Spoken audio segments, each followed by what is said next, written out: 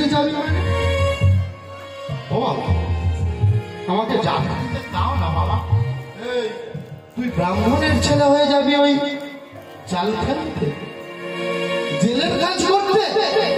তোকে কি মানায়? দেখুন মা, কর্ম, ব্রাহ্মণের ছেলে হয়ে তুই যাবি জাল ফেলতে? ও মা, জাল ফেলাটা ছোট জাতিদের কাজ, তাই না? কি গো বাবা, জাল কারা ফেলে? জেলেরা। জেলে হলো ছোট জাত, যে মাছ ধরে সে হলো ছোট জাত, আর যে মাছটা সাদরে গ্রহণ করে সমাজে সে হলো বড় জাত। তাই তো নাকি? ওমা, এদিকে মেথর আছে। মেথর কি করে তোমা? মেথর কি সোনার কাজ করে তো নাকি? এই বাবা, মেথর কি করে রে? কি করে মেথর? ওই তো পড়াশোনা। কি করে মেথর? সমাজকে পরিষ্কার করে, সন্তান নোংরাগুলোকে পরিষ্কার করে।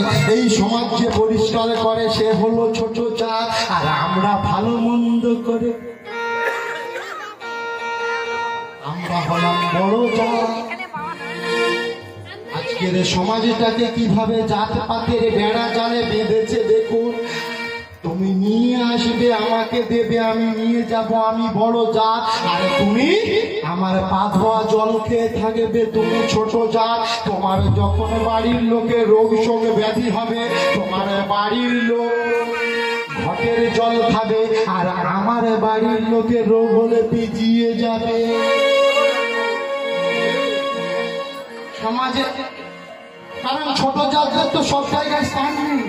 এই ছোট জাতের স্থান ওপরে তোলার জন্য ডক্টর বি আর আম্বেদকর লড়াই করেছিলেন। যদিও আজকের সংবিধানের রচয়িতা ডক্টর বি আর আম্বেদকর যে কথাটা বলে গিয়েছিলেন, জাতি ধর্ম বর্ণ নির্বিশেষে সকল মানুষের সমান অধিকার, এই কথাটা কিন্তু ডক্টর বি আর আম্বেদকরের আগে প্রমাণ করে দিয়ে দিয়েছিলেন আমার প্রাণের গৌরাঙ্গ মহাপ্রভু। সেই গৌরাঙ্গ মহাপ্রভুকে কিন্তু তৎকালীন সমাজ দেখতে পারেনি। তার এই কথার প্রতিবাদে তাকে কিন্তু সমাজ থেকে তাড়িয়ে দেওয়া হয়েছিল। মা কখনো বলেনি ওরে ব্রজের কোকিল ব্রজে যা, ভোরের কোকিল ভোরে যা। সমাজ তাকে থাকতে দেয়নি, আমাদের কাছে বলে দিল মা বলেছে, মায়ের কাছ থেকে অনুমতি নিয়ে গেছে। আজকের যে সমাজে আমরা বাস করছি, ভালো করে একটাবার ভেবে দেখুন, যে বাংলার বুকে আমরা বাস করছি, আমরা ঘরের সন্তানটাকে আঁচল তলায় রাখতে জানি, কিন্তু পাশের বাড়ি যদি মারামারি হয় জানলা দিয়ে দেখে পরের ছেলেকে বলি, ওরে বাবা ওখানে কি হচ্ছে রে? বলে মা ওদের খুব মারামারি, দেখতো বাবা কাকে কে মারছে। কিন্তু নিজের ছেলের হাতটা এদিকে টেনে ধরে একদমই যাবি না, তাই না মা? পরের ছেলে পরমানন্দ, যত উচ্ছন্নে যাবে তত আনন্দ, বেশ ভালো। কিন্তু মা এইটা আমাদের সমাজ না। সমাজটাকে তৈরি করতে হলে নিজের ছেলেকে এগিয়ে দিতে হবে।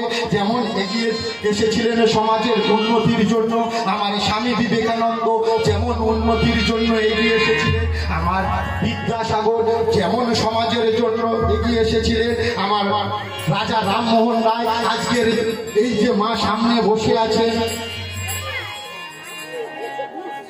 ওমা ওমা, কপালে কপালে সিঁদুরটা তো অনেকদিন আগে চলে গেছে নাকি মা? বাবা এসেছিল, বাবা নিয়ে চলে গেছে, তাই তো মা? ওমা, আজকের সমাজে দেখুন কত বড় ব্যাধি হয়ে দাঁড়িয়েছে।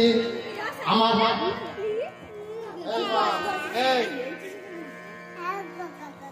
যে মায়েরা বৈধব্য জ্বালা যন্ত্রণা সহ্য করে সমাজে বেঁচে আছেন, একেবারে ভেবে দেখুন, যদি আমার মধ্যযুগে জন্ম নিতেন, আপনারা কি পারতেন এই বৈধব্য অবস্থায় জীবন শেষ করতে? আপনাদের এই সমাজে বাঁচতে দিত না, আপনাদেরকে এই সমাজে নিয়ে চলে যেত জ্বলন্ত চিতার মধ্যে, ওই ফুটন্ত দেহটা দাও দাও করে চলে শেষ হয়ে যেত। সতীদাহ প্রথাকে বন্ধ করেছিলেন,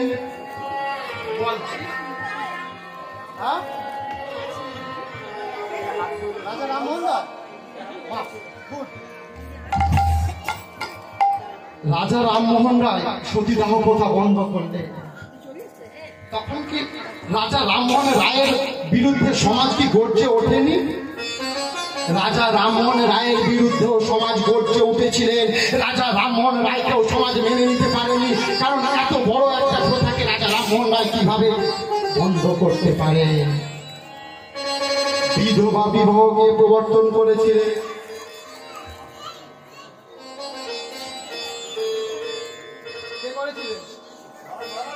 ঈশ্বরচন্দ্র বিদ্যাসাগর। এই বিদ্যাসাগরে যখন বিধবা বিবাহ প্রচলন করবেন, ওই ব্রাহ্মণ সমাজের কাছে গিয়ে যখন অনুনয় বিনয় করে বলছে, তখন ব্রাহ্মণ সমাজের তাবর তাবর তর্কালঙ্কার পণ্ডিত বর্গ বলছে, ও বিদ্যাসাগর, তোমার কি বুড়ো বয়সে পুরানো প্রণয় বুঝি আমার ফিরে এসেছে? কত বড় লজ্জা করে ব্যাপার। কোন বাবা যদি একটা সমাজের মঙ্গলের জন্য ভালো করতে যায়, আর সেখানে সমাজে গিয়ে যদি 10 জন মানুষের সামনে কেউ বলে যে তোমার বুঝি পুরানো প্রণয় ফিরে এসেছে, তুমি সেই পুরানো প্রণয়কে ফিরে পেতে এই বিধবা বিবাহ চালু করছো, লজ্জা লাগে না? লাগে না। কিন্তু তার বিরুদ্ধে গিয়ে গর্জে উঠে বিদ্যাসাগর বলেছিলেন যে আমি আপনারা অনুমতি দিন বা নাই দিন, আমি বিধবা বিবাহ প্রচলন করব করব করব। তাই আজও তারা স্মরণীয় হয়ে আছে। দেখুন, আজকের যে সতীদাহ প্রথা রদ করছে রাজা রামমোহন রায় 1800 খ্রিস্টাব্দের পরে এই সতীদাহ প্রথা এর আগে বন্ধ করে গিয়েছিলেন। এ বলুন তো, আমার প্রাণের ঠাকুর গৌরাঙ্গ। সচী দেবী সধবা ছিলেন না বিধবা ছিলেন শেষ বয়সে?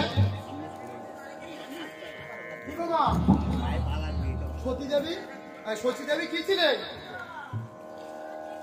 জগন্নাথ মিশ্রের মৃত্যুর পরে সচী দেবী বেঁচে ছিলেন তো? ছিল।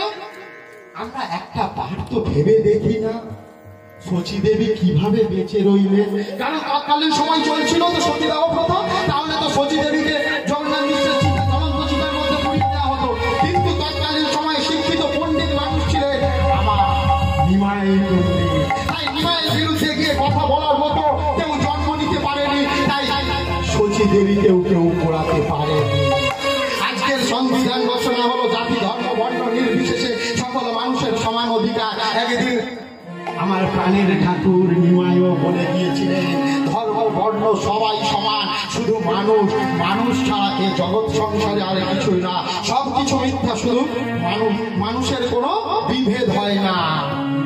তাই তো তিনি বিবাহের পরের দিন যখন ভোজনে বসিয়েছিলেন, সবাইকে একসঙ্গে বাদ দিয়েছিলেন, আর তাতে যাদের যাদের আঘাত লেগেছিল তারা উঠে গিয়েছিল, আর তারাই ছিল আমার গৌরাঙ্গ মহাপ্রভুর সব থেকে বড় শত্রু। আর তাদের জন্য আমার গৌরাঙ্গ মহাপ্রভুকে এই বাংলা ছাড়া হতে হয়েছিল।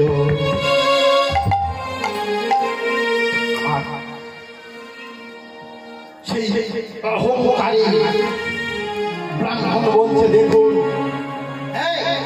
তুই ব্রাহ্মণ বাড়ির ছেলে, তুই যাবি জাল ফেলতে? ও মা গো মা, তুমি বলো না বাবাকে আমি ওদের সঙ্গে একটু জাল ফেলতে যাবো। কি সুন্দর বর্ষা হয়েছে, একটু যদি জাল ফেলতে যাই অসুবিধা কি আছে? ও মা তুমি বলো না ওদের সঙ্গে আমি জাল ফেলতে গিয়ে একটু মাছ ধরি না। ও মা, যেই না বলেছে জাল ফেলতে গিয়ে মাছ ধরি না, তা তুই জাল ফেলতে যাবি, তোর জাল আছে? মানে ও বাবা একটা জাল কিনে এনে দাও না।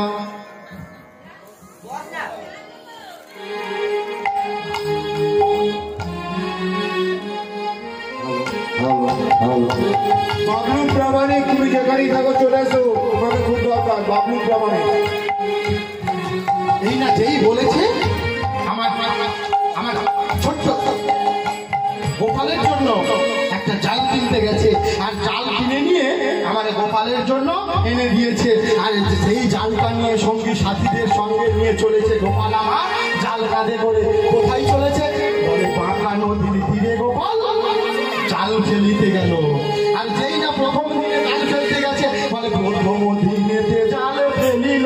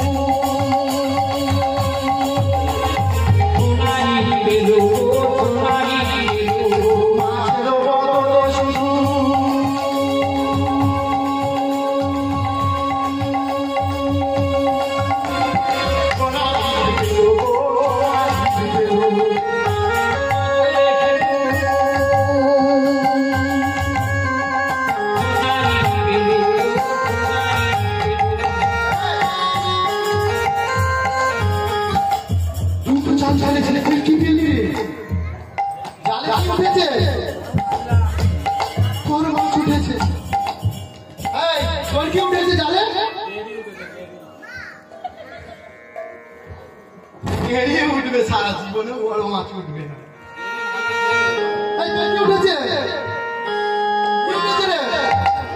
বলে আমার বড় বড় মাছ উঠেছে, সবার মাছ উঠল, আমার ভাগ্যে মাছ উঠল না।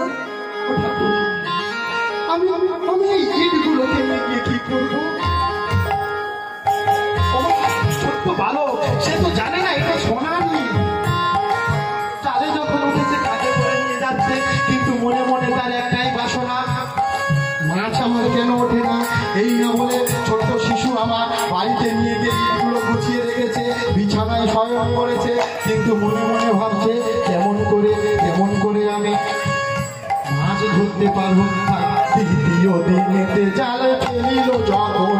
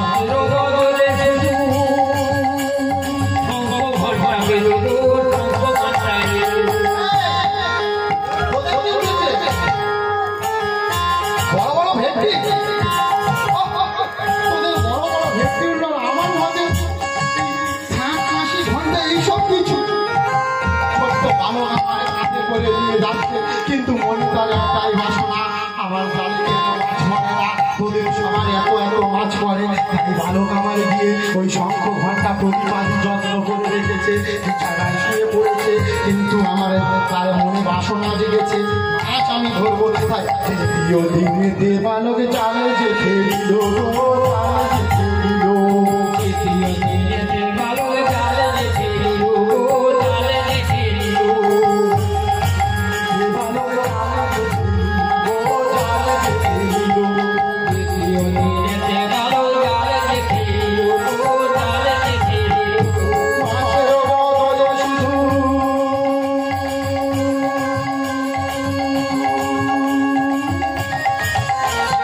তুলসী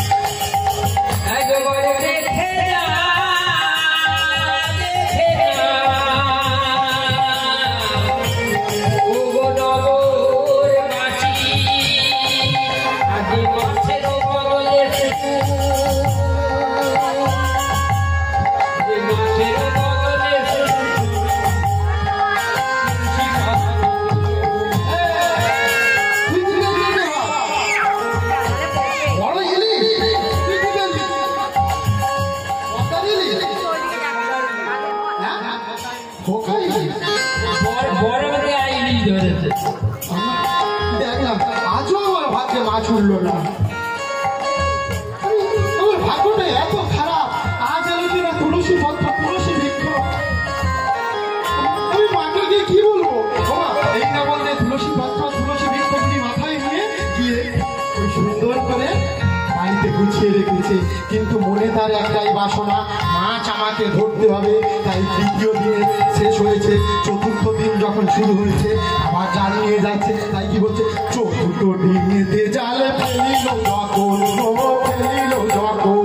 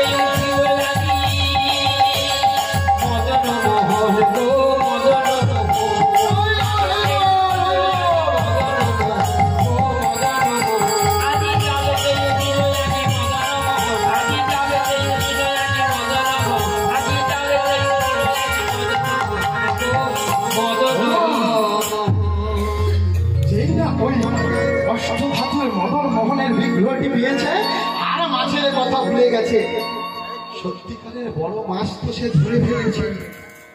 আমরা এই জগতে সংসারে ওই মাছটাকে যদি কোনোদিন ধরতে পারি, বলুন তো আমরা কি ছেড়ে দিয়ে চলে আসবো? আসবো কি? ওই মাছটাকে ধরার জন্যই তো আমাদের এত লাফালাফি, এত হিংসা, এত বিদ্বেষ।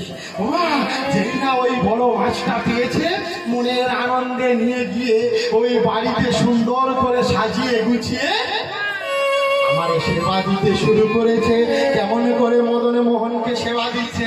ওমা বাড়িতে মদন মোহনকে সেবা দেন তো? হ্যাঁ, এরপরে শেষে রাসলীলা আছে, মনে হয় দীপিকা দিয়ে আসবে, তাই তো? আমার বাড়ির পাশ থেকে দীপিকা দিয়ে সময় তো মনে হয় আপনারা বেশ কোমর টোমর ছাড়িয়ে নেন, ছাড়ান তো নাকি? আমাকে বলছিল, বলে ওখানে খুব নাচে। হ্যাঁ নাচ হয়, মায়েরা নাচতে জানে না, নাচতে জানে তো। আমার মদন মোহনকে সেবা দিচ্ছে, কেমন করে সেবা দিচ্ছে, মনের আনন্দে বলছে, বলে মদন মোহন, মদন মোহন মুরলী গোপাল, জয় রাধে গোবিন্দ গোপাল, মদন মোহন, মদন মোহন মুরলী গোপাল, জয় রাধে গোবিন্দ গোপাল, মদন মোহন, মদন মোহন মুরলী গোপাল, জয় রাধে গোবিন্দ গোপাল।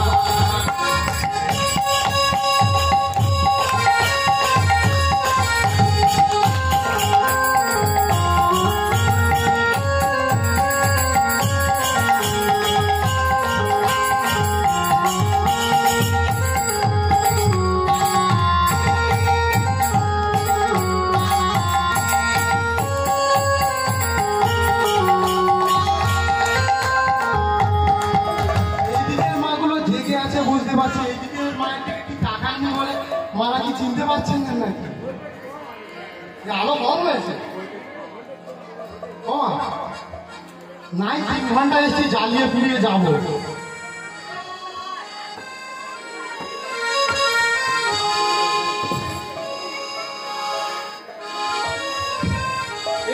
মামা, আমি না দুটো পয়সার জন্য এসেছি, আপনারাও এত কষ্ট করে এই আবহাওয়া পরিবর্তনের সময় এসে যখন এই আসনটা গ্রহণ করেছেন, আমার জন্য একটু হোক না, এই আপনার সন্তানের জন্য একটু হোক না, সবাই মিলে বাঁধবে হবে না কি মা? একটু হোক না, হাতটা ছাড়িয়ে দিন না। সারা জীবন তো সংসারে কাজ করলে, জানি অনেক কষ্ট হয়েছে। মদন মোহন মদন মোহন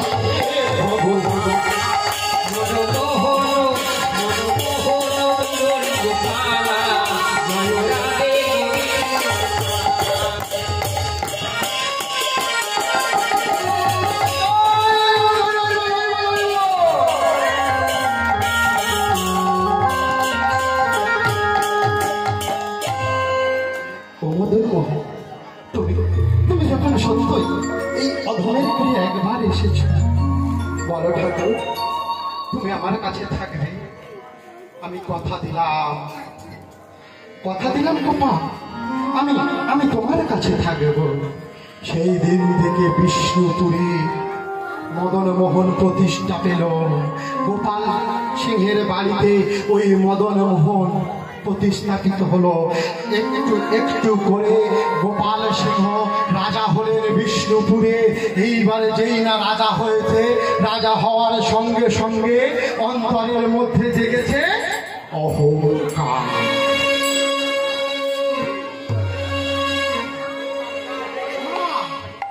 সব তো পরিকল্পনা, কারণ অহংকার তো তার আসতেই হবে, না হলে মদন মোহন তো আমার ভক্তের ডাকে সাড়া দিতে এসেছেন। ভক্তাই ডেকেছে গো বাবা, কোথায় বসে ভক্ত ডেকেছে?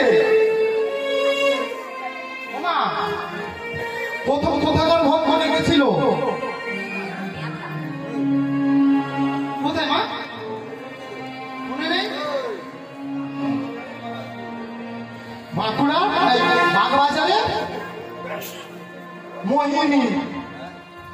ওমা গল্প করলে মনে থাকবে না, একটু শুনুন, একটু মন দিয়ে শুনুন, দেখবেন ভালো লাগবে। এইবারে যেই মোহিনী ডেকেছিল, তাহলে মোহিনীর কাছে আসতে হবে। তাই মদন মোহন ওদিকে কি করেছে, একটা বুদ্ধি করে ধীরে ধীরে ওই অহংকারী গোপাল সিংহ একটা কেস জুড়ে দিয়েছে, মামলা জুড়ে দিয়েছে। আর যেই না মামলা জুড়ে দিয়েছে, গোপাল সিংহ ধীরে ধীরে ধীরে ধীরে অর্থ প্রতিপত্তি বিষয় সম্পত্তি সব খুইয়ে ফেললেন। আর যখন সব খুইয়ে ফেলে 3 লাখ টাকার দেনা প্রায় দাঁড়িয়ে গেলে, এমন সময় 3 লাখ টাকা যেই না দেনায় দাঁড়িয়েছে, গোপাল সিংহ হাসি থাকতে পারলেন না। কেমন করে এই 3 লাখ টাকা শোধ করবে তিনি দিন রাত চিন্তা করতে থাকেন। এদিকে হৃদয়ে মদন মোহনকে জড়িয়ে নিয়ে বেরিয়ে পড়লেন পথে। দিন দিন 3 লাখ টাকার জন্য ঘুরতে ঘুরতে ঘুরতে ঘুরতে পাগলের ন্যায় হয়ে গেলেন। এমন সময় একদিন আমার গোপাল সিংহ মদন মোহনকে নিয়ে শয়নে গেছে। আর রাত্রে স্বপ্ন দিল মদন মোহন, শোনো গোপাল সিংহ, তুমি তুমি সারাদিন কেন টাকা টাকা করে ভাবছো? তোমার টাকার ব্যবস্থা আমি করবো। তাই কি দেখছেন স্বপ্নে? বলে টাকা টাকা করে রাজা রাত্রি দিনে, টাকা টাকা করে রাজা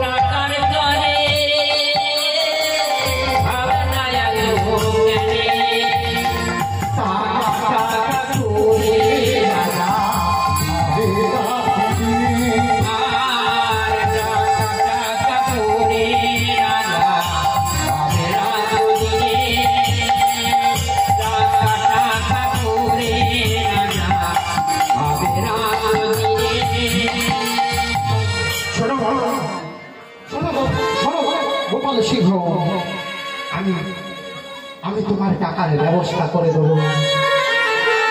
বাগে বাজারে গোকুল মিত্র আমি একজন ছিল,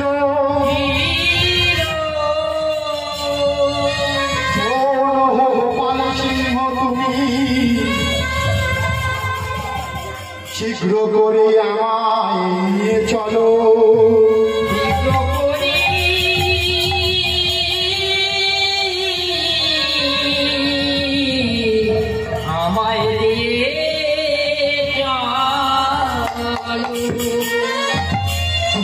তুমি বাজারে গোকুল মিত্র নামে একজন বড় ব্যবসায়ী মানুষ আছে, তার কাছে আমায় নিয়ে চলো। আর তার কাছে নিয়ে গিয়ে আমাকে তুমি বন্ধক দেবে, আর আমার বিনিময়ে তুমি 3 লাখ না। আমি কি স্বপ্ন দেখলাম? আমি শিশুকাল হতে যে মদন মোহনকে অন্তরে ঠাঁই দিয়েছি, শিশুকাল হতে যে মদন মোহনকে আমি পুত্রের ন্যায় স্নেহ করেছি, আজ কিনা সেই মদন মোহন আমার কাছ থেকে চলে যাবে ওই কলকাতা শহরে। আমি কি স্বপ্ন দেখলাম মদন মোহন? তুমি দুঃখ করো না, আমি তোমার কাছে ফিরে আসবো পিতা। কিন্তু মদন মোহন সত্যই তুমি চলে যাবে, আমি যে যেতে হবে। তুমি কাল প্রভাত হওয়ার সঙ্গে সঙ্গে আমাকে তুমি নিয়ে চলো বাগা বাজারে। গোকুল মিত্রের গৃহে গিয়ে আমাকে বন্ধক দেবে, আর তার বিনিময়ে তুমি 3 লাখ টাকা পাবে। এই না শোনার সঙ্গে সঙ্গে আত্মনারে চিৎকার করে বললেন, না মদন মোহন, না তুমি এমন কথা বলো না। তুমি বলো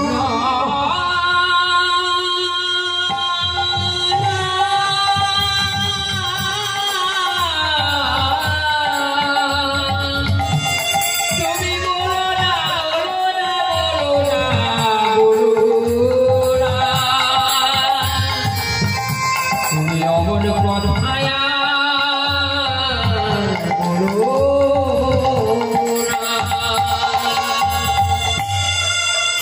অপরাধ হয়েছে। আমার গোপাল সিং ওই মদন মোহনের বিগ্রহটি মাথায় করে নিয়ে চলেছে বিষ্ণুপুর হতে বাগবাজারের পথে।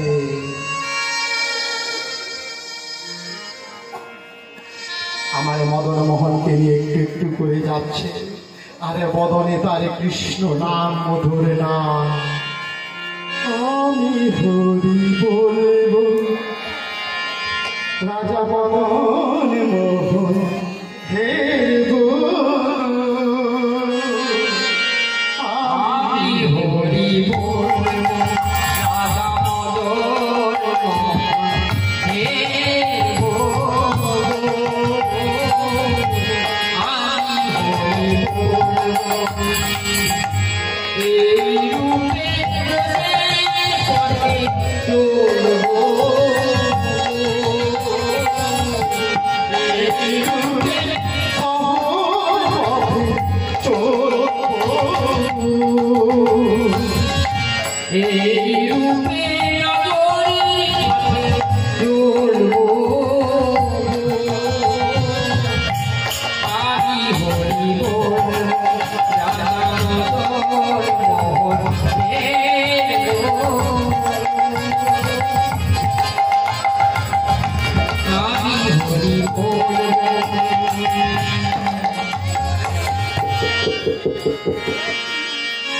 মশাই বাড়িতে আছে, মশাই বাড়িতে আছে। সূর্যটা খাটাই বলে দিন রাত একটা সময় অসময় নেই, যখন করেছে মৃত্যু মশাই বাড়িতে আছে।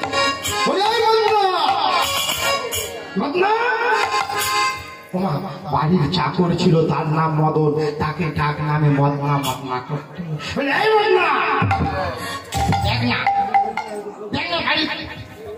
দরজায় এসে কে দরজা ঠুকছে, যেই না গিয়ে দরজাটা খুলে দিয়েছে, রাজা মশাই আপনি? তোমার বাবু বাড়িতে আছে? হ্যাঁ বাবু বাড়িতে আছে। বাবু বাবু দেখবে আসুন, আপনার দ্বার প্রান্তে ওই বিষ্ণুপুরের রাজা মশাই এসেছে। রাজা মশাই? ছুটতে ছুটতে এসে রাজা মশাই, আগে রাজা মশাই আমি কি এমন অপরাধ করেছি, আমাকে তো ডেকে পাঠালে পারতেন। রাজা মশাই আপনি কেন স্বয়ং এলেন? মিত্র মশাই আমি যে বড় দায়গ্রস্ত। মিত্র মশাই আমি বড় বিপদে পড়ে আপনার কাছে এসেছি। কি বিপদে পড়ে এসেছো? মিত্র মশাই আপনি আমাকে 3 লাখ টাকা ধার দিতে পারেন?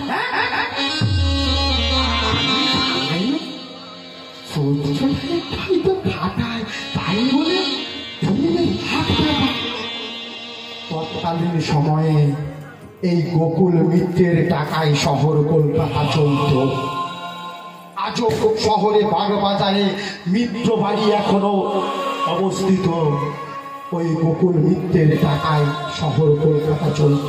সেই গোকুল মিত্রের কাছে গিয়ে যখন 3 লাখ টাকা চেয়েছে, যেন 3 লাখ টাকা তার কাছে নেই, সে সঙ্গে সঙ্গে লাফিয়ে ওঠে, মিত্র মশাই আমি আপনার কাছে 3 লাখ টাকা এমনি এমনি ধার নেবো না, তার বিনিময়ে আমার প্রাণের গোপালকে আমি বন্ধ করে,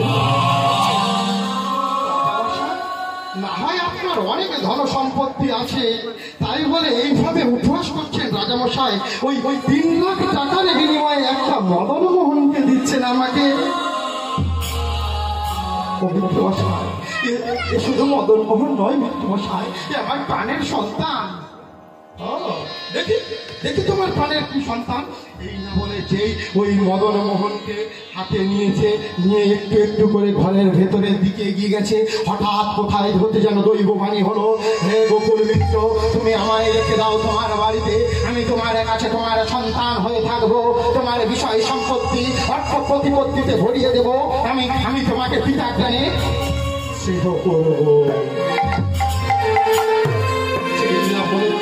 সঙ্গে সঙ্গে গোকুল মিত্র লুটিয়ে পড়েছে ওই বিগ্রহের চরণ তলে, লুটিয়ে পড়ে বলছে, ওগো দয়াময় কৃপাময় করুণাময়,